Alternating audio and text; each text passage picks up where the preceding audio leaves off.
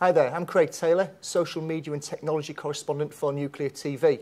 This is the second in a series of interviews that I'm conducting, looking outside the industry and inside the nuclear industry to look at how corporates and businesses and other industries are utilising current and emerging technologies to enhance what it is that they offer, not only to their stakeholders, but also to their internal employees themselves.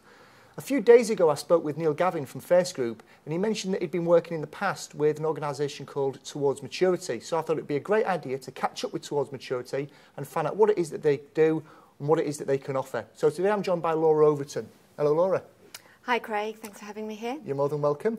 So go on, tell us a little bit more about what it is that you do within Towards Maturity and what Towards Maturity as an entity actually offers back to corporates and businesses and industries. Okay, yeah. Now, I head up Towards Maturity, and we're actually a not-for-profit organisation, and we focus on gathering in research and case studies and stories about organisations in the private, public and not-for-profit sector on how they're using learning technology to really address important work issues for them at the moment. So you mentioned research there. In what direction has your research taken you in the past? Where have you gathered this research from?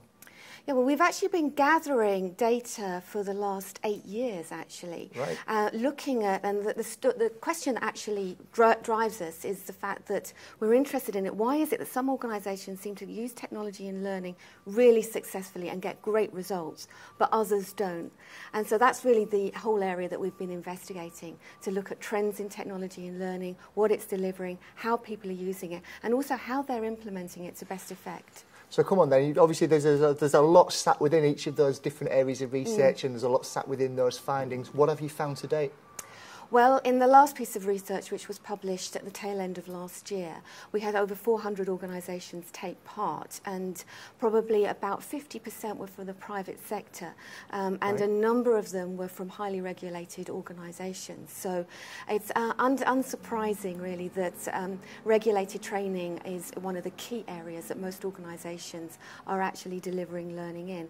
But also IT skills, they're using technology and learning for that. Yeah. They're also using it in areas which are growing, things like leadership skills, problem solving, communication skills, team skills. So historically, it used to be traditionally the IT and compliance training, but now we're seeing a real influx of technology being used to really address some of those more corporate issues that many organisations are facing as well. Certainly from my experience and my visibility within the nuclear industry, you're absolutely right. There's a heck of a lot of statutory and compliance training to deliver. And at times there's often so much to deliver that the stuff that really is needed to move the industry and the organisation actually on from a maturity perspective sometimes is left behind because the effort and the concentration has to go into maintaining that, you know, those safety implications. So it's really positive to hear that many organisations, while still meeting those compliance requirements, are actually able to sort of take some time and look at the things that are needed to move the business onwards. So that's really, really encouraging. You mentioned 400 organisations, but you also mentioned that this is the 8th or 9th year of research.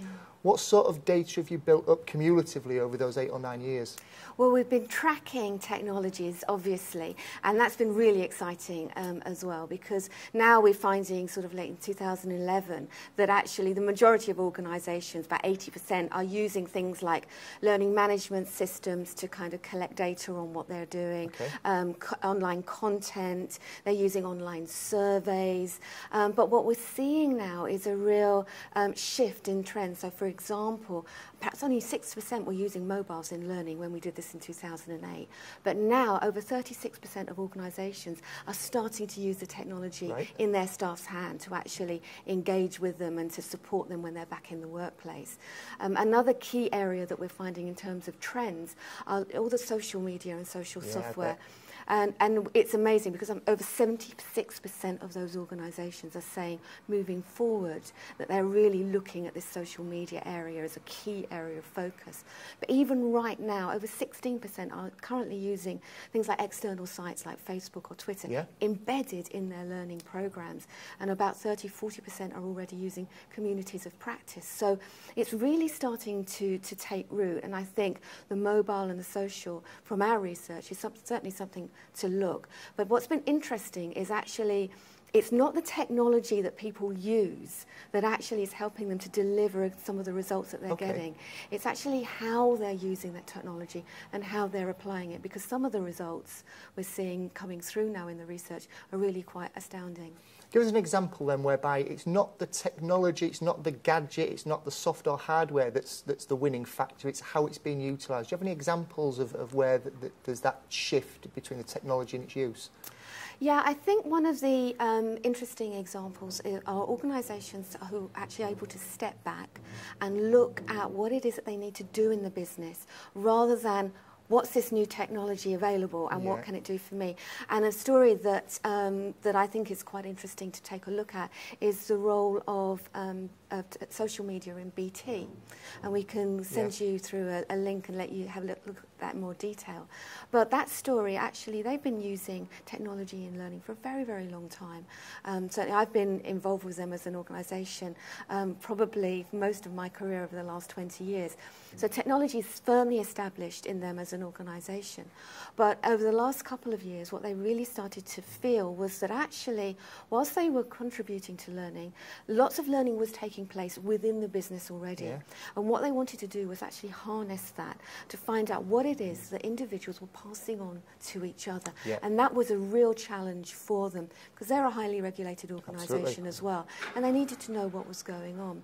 So with that challenge and with that problem, what they wanted to do was actually say, okay, because it's going on already, we can't stop it, we don't want to stop it, but what we want to do is encourage it and facilitate it. And so they created a platform called Dare to Share, allowing people to actually capture what they knew, to share it with others, and for others to be able to connect with the experts, to connect with that content on the site.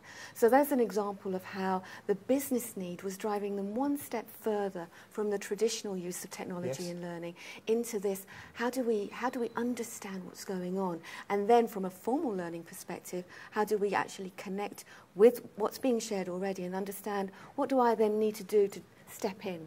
Is there a gap being exposed here? Or is there something that actually perhaps we can retire from our formal learning programme because actually it's being catered for elsewhere? It's been met elsewhere. So it's not, they didn't look at social technology and say, we've got to use it. It actually was a response to the business need within the organisation. So that's an example for you. I've seen that video footage of Peter Butler, who was then at BT, talking about that. And what I think is really, really critical, I mean, the whole 3.5 minutes is great footage, but there's a few seconds worth where he says the real learning is not about the video content that were people putting on there. It was the conversations that were happening around the content where the real learning was taking place. And I guess that if there is no platform, no formal platform in place to allow those conversations to take place and be visible to others, the conversations are still happening, as you've said, but they're happening and then they're just drifting off and they're almost going to waste for the benefit of other people. Absolutely, absolutely. You mentioned that you've been doing research for 8 or 9 years now, and I've only, in the last 18 months, 2 years, become extremely interested in learning technologies. And even I can see my relative naivety of the industry, how much has happened in 2 years. So I guess you're able to see how much has happened over the last 8 or 9 years. What's the single biggest shift or change between the year 1 research and the research that you've published last year? I think the technologies themselves are obviously shifting, and this community aspect and the conversation. I think that's probably one of the biggest shifts that we've actually seen, is how learning and development people are now starting to think, how can we facilitate conversation and community through technology, rather than just being a route to push out good ideas or good content or good practice. And that's really making a difference in the application of learning back into the business. It's starting to blur the formal classroom and what's actually going on right at the coalface of the organisation. And I think that that's something that's I've really noticed, the shift. But what I've also noticed is that many organisations are not there yet, and it's actually a characteristic probably of those who actually are delivering more results. And one of the things that we've been tracking over time is what benefits, what impact is technology actually having? Because none of us want to use technology just for the sake of it. It's not worth it. If it's just for you know, sort of like Kudos it's doing exactly, yeah. if the cool factor, then it can go badly wrong. And that is certainly something that we have noticed over the years. We've seen technologies come and then just go. But now the sorts of results that we're seeing with technology, traditionally right across the picture, on average at least 20% saving in cost, at least for organisations implementing technology in time. So right now they're on average saving around about 20% in cost. They're reaching over twice the number of people that they were able to before using technology in learning. But you know, reach and cost, they're efficiency benefits, and they're very important in this day and age. But to be quite honest, unless you're delivering something that's either the same or better, then you can save more money by doing nothing at all. So the other key factor, the results that we're looking at are things like time to proven competency and areas like that. And we're also seeing when people are starting to use technology, they're reducing the time to proven competency by around about 9%. And that's starting to really add value back into the organisation.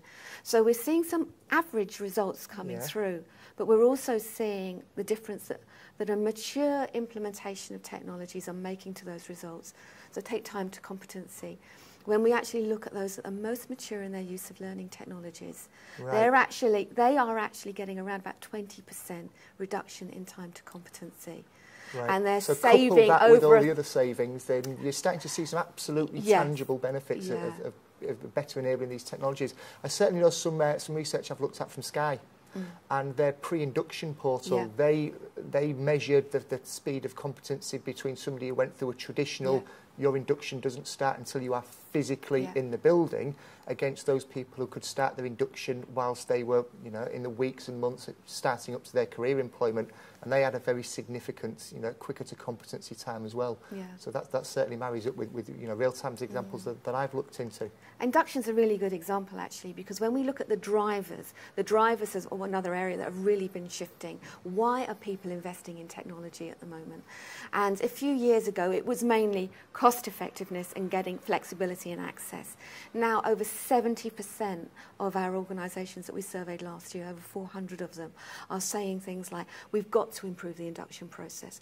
We've got to improve the way we're rolling out new services, change within the organisation, IT systems, new products.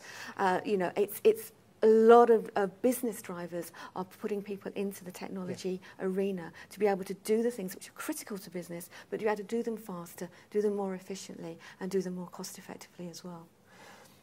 I know that many organisations are looking at their next workforce, the future generation of workforce that are coming in. I certainly know that within the nuclear industry, with it being a relatively young industry compared to many others, that the baby boom generation are getting towards that stage where retirement is not far on the horizon.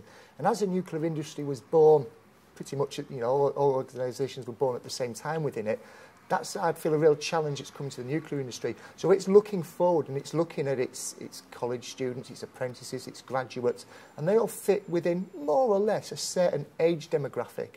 And I certainly know that some of the best practice schools and organisations and universities I've looked at have got a very significant change in the way that their people are being educated within the compulsory and post-compulsory education sector than when I was at school. So any organisations also, you know, getting on the bandwagon about the fact that their workforce age is decreasing, and therefore perhaps the expectations of a younger workforce and the skills and tools that they're used to use for learning are also changing as well. That's one of the questions that we actually ask and say, you know, are you bringing in technology to address your younger workforce? And around about 40 to 50% do say that this is actually quite an important area for us. So they are looking at the younger people. But there are some industries, you know, exactly you're saying like nuclear, but also things like telecoms or the print industry, where the baby boomers have got the heart of the core of that business. And what we're also seeing is just some examples here and there where some of these technologies are being used to engage one generation with another, to pass the technology and to pass the knowledge over from one generation to another. And actually, the younger people are coming in who are very familiar with blogging and tweeting and all of that kind of thing. And they are actually then helping the older generation in the workforce to share their knowledge in that medium. So they're using the strengths of both and bringing them together, you know, to be able to connect people with the knowledge that's needed. That's an interesting perspective to take on it, because I've used the example of newer people coming into an industry, younger people coming into an industry, and by and large, the reason that that happens is because the people at the other end of the employment scale are moving out of the industry. The nuclear industry itself isn't a particularly migratory workforce. It tends to be a relatively static workforce. Therefore, the reason people are leaving is they're reaching retirement and they've got 25, 30, 35, Absolutely. 40 years worth of experience. That, unless in some way, shape or form, a certain percentage of that information is collated and captured and retained for the younger generation coming in, it's gone and it's walked out the door. So it's encouraging to hear that organisations are not just only looking at what's coming in, but also what's going out in terms of knowledge retention as well. Yeah. Clark Quinn in Online Educo Berlin last year gave a marvellous example of an organisation he worked with.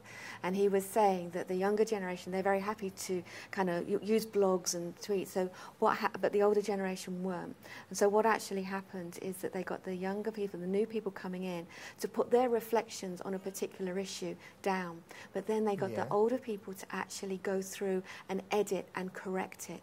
So they were getting the merging of the learning and the correction and the sharing of ideas. We've got the embryo of a wiki starting to take place there. We have, but if we call it a wiki, no one's going to be interested, particularly the baby boomers. But the baby boomers actually say, actually, this is what the younger people are thinking about the area that you're an expert in. What do you think? It's a much easier task to then to edit and to share your ideas. If you say contribute to a wiki, very few people are probably going to want to do that. It's got to be relevant, and I think that's one of the key things that we've found across the years consistently.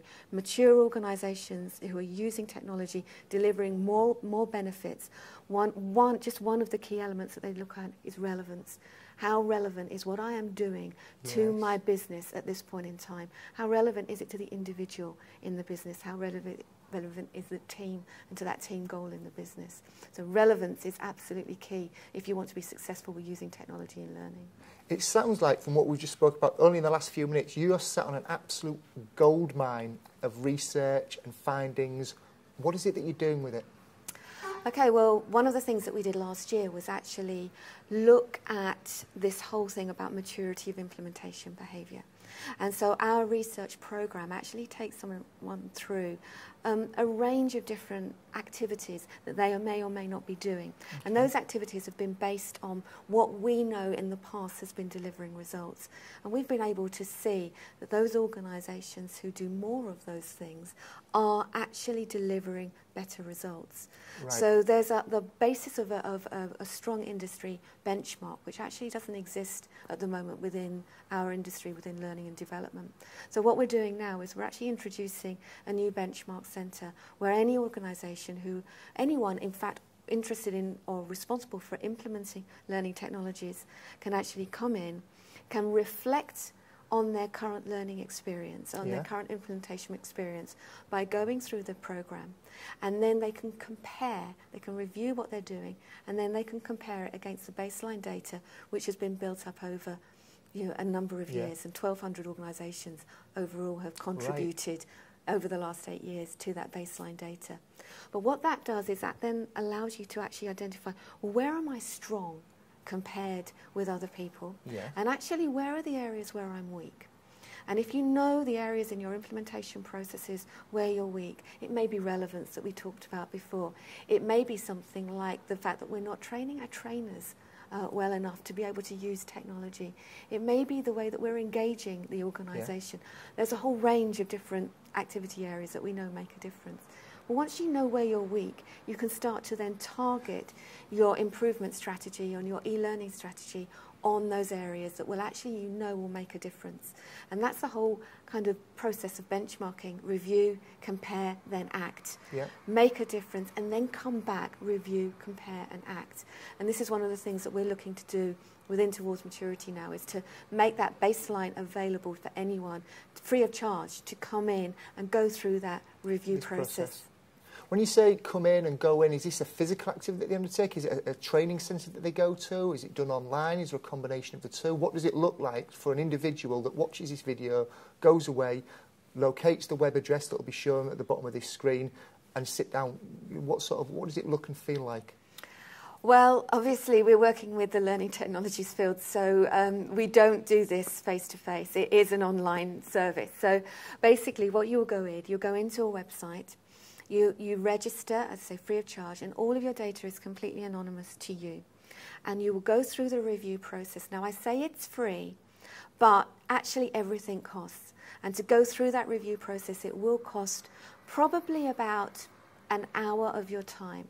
Okay. To really think through and reflect, but the hour's worth it. Can you come in and go out and pop back into it? You can come in, go out and review it. But we recommend actually that you go through and do as much as you can in the first sitting. We've had some organisations go through it in pairs, use it as a discussion within the team, as a process as well. And sometimes they just do it individually, and others in the organisation also do it individually, and then they compare their results afterwards. So you come in and you do that, but it's an investment in time. But just going through the review process, we had over 70% of people who go through that say just the review gave them new ideas to try. Okay, there's some triggers in there, just by the questions that were asked. Absolutely, there are some triggers, there are some stories, there are some resources, there are some hints and tips just to go through that. So it's all free. And then you get your feedback in the comparison, and you get feedback against 6 key areas that we've identified over the years. The extent to which you're aligned to need, the extent to which you're considering and working with learners, the way that you're working with work, the work context. We look at your high-level overview of how you're building capability and training, engagement strategies, and the way that you're kind of communicating success and demonstrating success. So key areas which actually are just as relevant to classroom training as they are yes. to technology that's what's training. Going through my head at the moment. Actually, this strategic to operational to tactical approach should actually be applied to everything that we do. We're just applying it to learning technology. And we have had feedback that actually, as a programme of work, it works just as well within the classroom. But use it as you will. But you will get that feedback completely free of charge. If you want to dig in further and look into individual areas and get different fact sheets, hints and tips, templates, ideas for running meetings, very specific stories, case studies, you can upgrade to having a premium user. But also the premium user allows you to take what you've found out and turn it into an action plan that you can line up with your calendar, say, actually, I need to speak to that person, I need to do that thing. So it's really, our heart is to help people change and to take action, because we're surrounded as a profession, as learning and development people, or even as individuals who are introducing learning technology within the line of business, with a plethora of information, but it's making sense of it. And what is it that I actually need to do about this that will make a difference to where I am in my organisation right now? If I've been to a conference, if I've been into an online chat room, if I belong to an online community, I need to bring it back and make it relevant. And that's what the Benchmark Centre helps people to do. Well, that goes back to the conversation that I had a few days ago with Neil Gavin, where we talked about, the fact of not getting caught up with everything that's going on in the learning technologies field, but to actually pause, take a step back, find out where we are, which, you need to find out where we are before you know what direction to take to where you want to get to, and actually look at what you've currently got and what it is that you're really trying to achieve from a business perspective, and then start your journey, rather than look at, be distracted perhaps by the new shiny tool or gadget that's out there. Yeah, I think what I would pick up on is that word journey. This is about a journey. And actually, if you're brand new to learning technologies, then to be quite honest, your score on implementation is absolutely, we don't expect it to be very high. But what we do want to do is say, okay, if you're starting out, where do you want to go? And what are the key things that you can do to get there? But equally, some people, technology in learning has been around for a long time, have had some really bad experiences. They've tried it, it hasn't worked, or they've tried it and they're just stuck in a rut. It's not delivering the kind of interest and excitement that actually it could do. So it's a great opportunity to say, okay, well, where am I? And what am I not doing that perhaps other people are doing? And again, it helps you just target in your focus and make, we're all very, very busy. Training departments are being cut. And if our teams aren't being cut, our time is being cut.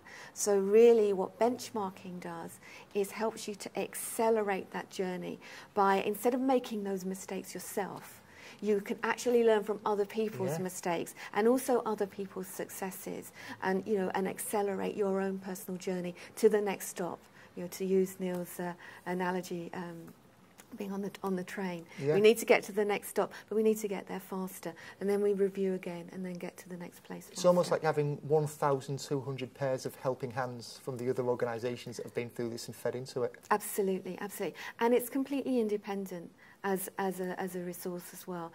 It's been supported by the learning industry, British Institute of Learning and Development, Institute of IT Training. There are a number of ambassadors, aren't they? And there are also there are a number of industry vendor ambassadors, and we have a wide range of those because we're definitely vendor independent. Yeah. But the vendor ambassadors, what they do is they have put the money in to make sure that this industry independent data and research keeps on coming out free of charge to those who actually really want to have an independent view on how to make this work better for them.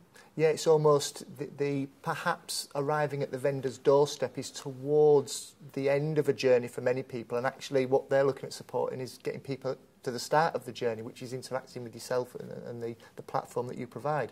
Yeah, and also it's key to know that whatever technology platform you use, and our ambassadors are aware of this, it's not the platform necessarily, but the success, which all of them are committed to as a business success of organisations, depends on the things that organisations can do internally that they can't do. Yes, yeah. The buy-in, the engagement, the top-down support for this, the sideways support for this, all they can do is provide the platform, the tool, the consultancy. There's a lot needs to go on inside the organisation to get to that stage. Yeah. Somebody sat watching this video now, back at home, back in their office, they like the sound of what you're able to offer. What's their next step? Log on. Okay, and that's as simple as that. Log on, absolutely, and take part. Take it seriously, and take it as one step in your journey. Log on, take the benchmark, get the feedback, take a look at some of the resources. Feedback instantaneous? Feedback's absolutely instantaneous. Okay. Make sure you've gone through the whole benchmark first and then get your feedback. You'll get the best picture then. Right. But then just take the next step of the journey. And don't be worried if the results that they see are putting them towards the lower end of the maturity scale. Not. It's the first step of a journey, not the last step. Absolutely. It's always the first step. And the next time you do it, it's the first step of the next part of the journey as well. Laura, I've learned an incredible amount today. I knew a little bit about Towards Maturity anyway, but just myself from engaging these few minutes of conversation, learned an incredible amount. I'm sure people that are watching this for the first time that have never come across Towards Maturity, or perhaps those that have, will also glean a lot from this. So thank you ever so much for your time this morning. We really appreciate it. Thank you. Thank you.